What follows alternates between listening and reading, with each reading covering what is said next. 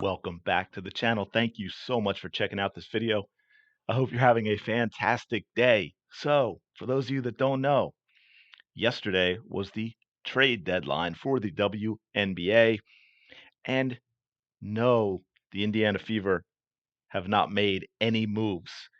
Now, you can debate whether that's a good thing or a bad thing. I know many Fever fans that I've talked to, that's what they wanted to see happen. They wanted to keep the team together. They like the chemistry they're seeing, the way they played the 2 games post Olympic break, which I completely understand, even though traditionally in all sports, all team sports like, baseball, basketball, football, so you will see teams when they feel that another piece is going to allow them to make a deep run, they will make a trade. They will make something happen. Just like vice versa, you have teams that are out of it will say, you know what, we're going to give up some talent. We're going to get either some young players back that might be unproven and or draft picks back and build.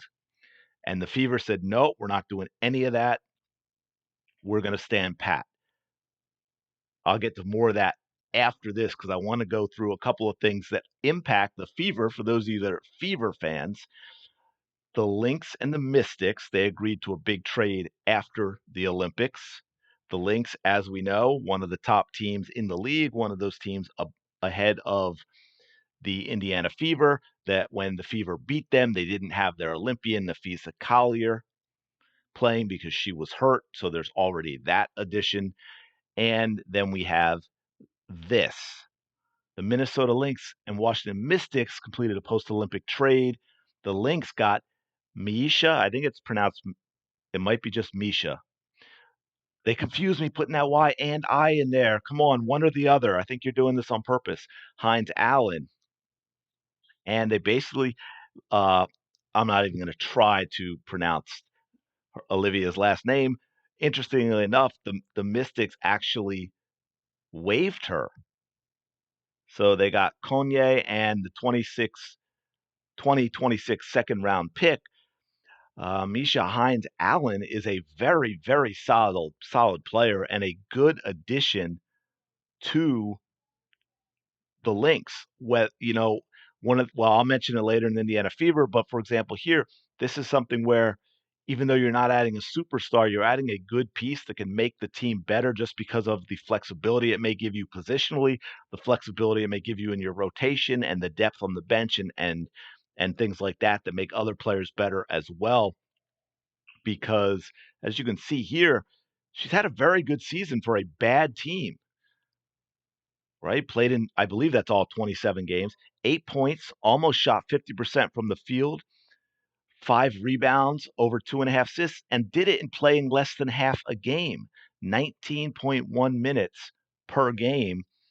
As we'll see here, look, 8 points, 5 rebounds, over 2.5 assists, 49% from the field, a 36% from three, 83% from the line, or effective field goal percentage is almost 53%. This is a very solid player.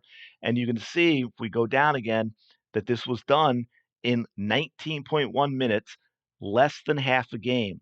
So you get into, say, Caitlin Clark minutes, even a little Kelsey Mitchell minutes, you're talking about a player who's scoring almost 16 a game, almost 10 boards a game, 5 assists a game.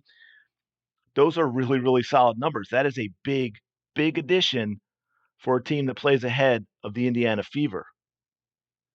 And then to top that off, another team that is one of the better teams in the league that, oh man, is a big rival to the Indiana Fever in terms of playoffs.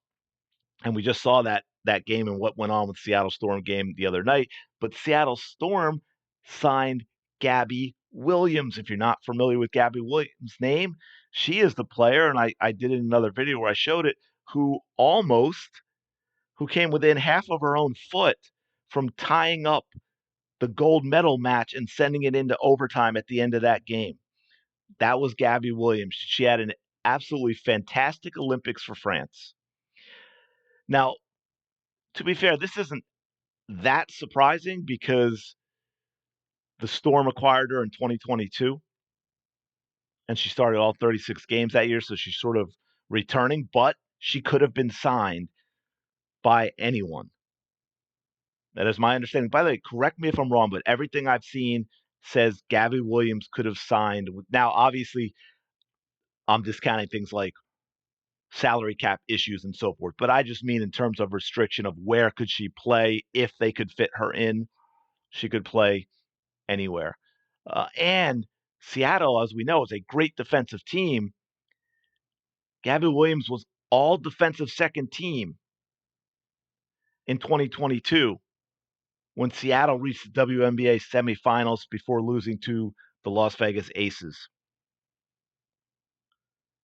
And so I think just to show you, she led France with 15.5 points, 5.8 assists. She had a team high 19 in that game against the U.S. in the gold medal match where she sunk a ball at the buzzer. If it was a three, it would have tied the game and sent it into overtime, but her foot was on the line. So now you've got the Minnesota Lynx have improved themselves. The Seattle Storm have improved themselves.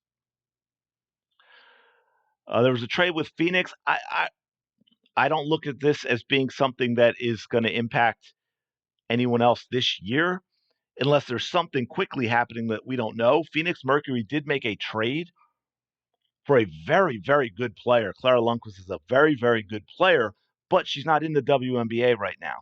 She hasn't played in the WNBA. She's been a player that the Mystics have signed and terminated a contract and signed again because she's been playing overseas. So my guess, I don't know for sure. I want to go down a little bit, but my guess is hopefully there were talks between Phoenix Mercury and the Mystics and Lundquist as to, okay, if we make this trade, what are the chances of getting you to come play here? I would hope. Otherwise, they were just, I guess, trying to unload Sutton, and this was an option that had no downside and a lot of upside. Lundquist is only 24. She's playing over in Sweden. She was the league MVP and defender of the year in her home nation of Sweden in their top league. She's going to play in Spain for 24-25.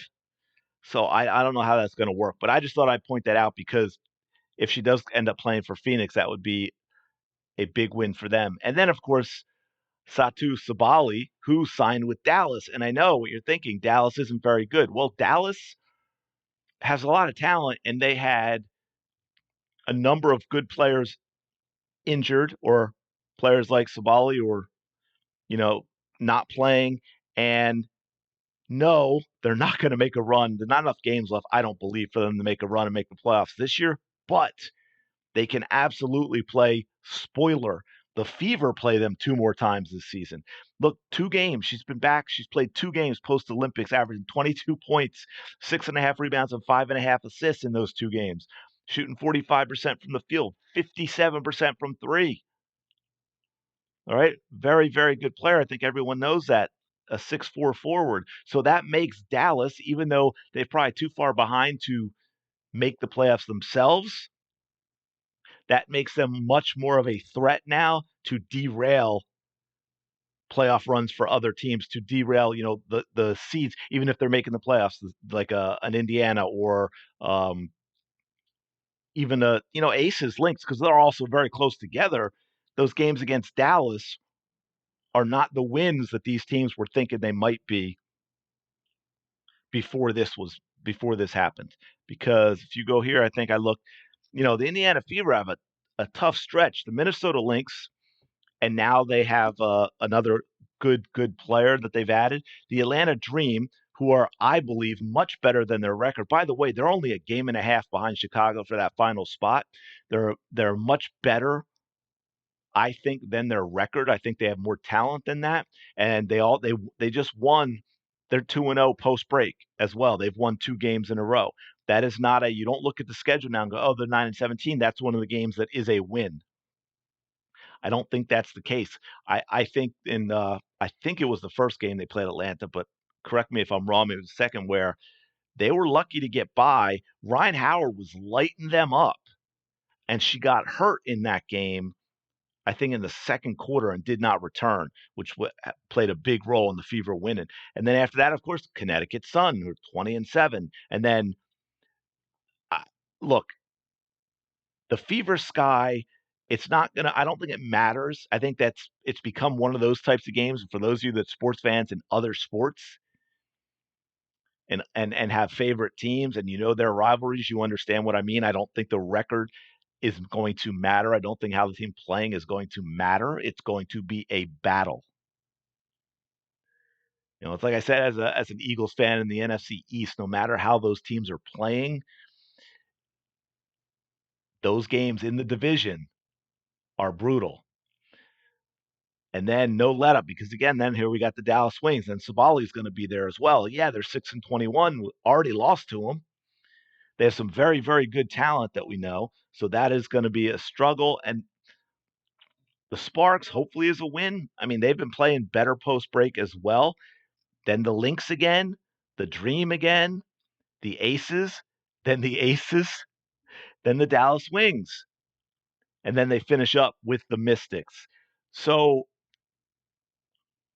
I don't know. Maybe it's just because there's only a 12-team league in the way I'm looking at it. Like you don't see easy games.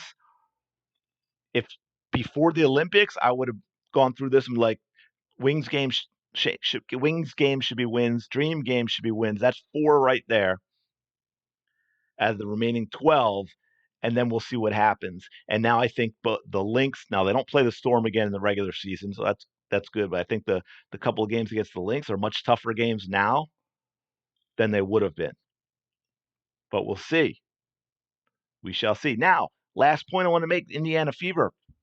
Here's the issue I have now. Again, this is setting aside what the struggles may be in terms of the salaries and the salary cap and all that. I know Lynn Dunn made some big mistakes with what she paid players like Wallace and Wheeler that kind of hamstrings the team.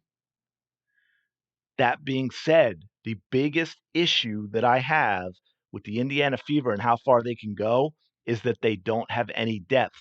And, well, they may have depth. Let me say that because Grace Berger hasn't been playing all season. Saxton hasn't been playing all season. We should have seen earlier in the season, look, if you're going to start a terrible player like Wallace all those games and give her those major minutes and make her be the #1 defender and all that crap, Berger, Wallace, and of course Celeste Taylor, who was effective for Phoenix and now is effective for Connecticut, should have been playing, but they weren't. And now we've got no depth. Dantas, look, overall skill-wise, I like Dantas as a player. I think she's pretty smart. She can pass. She can spread the court out and hit the three, but I don't think she is a running player. Oh, and also defending. I don't think she moves well enough to defend a forward that can stretch on their side and can get people out. I don't think she's going to defend well on the perimeter, but she does have some positives.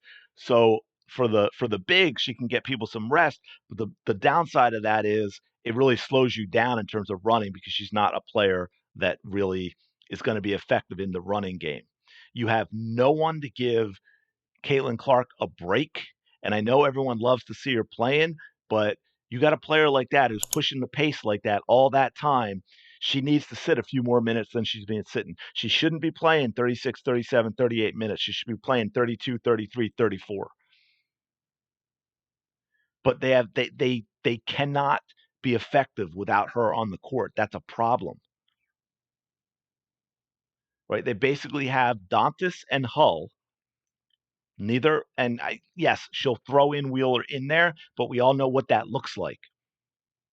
So, if there was anything possible they could have done in terms of a little bit of depth, that's why I like the idea. And again, I can't speak to the details and intricacies of the salary cap structure and those contracts, but signing somebody like Sims instead of letting her go to Los Angeles, that would have been a big deal. But I'm going to leave it there. Let me know your thoughts on these trades, especially the signing of Gabby Williams with the Storm, the trade with the Lynx and what that does. And are you happy or frustrated that the Indiana Fever, of course, if you're an Indiana Fever fan, happy or frustrated that they stood pat and didn't do anything? Because again, I get they're playing really, really well together, but there's no depth.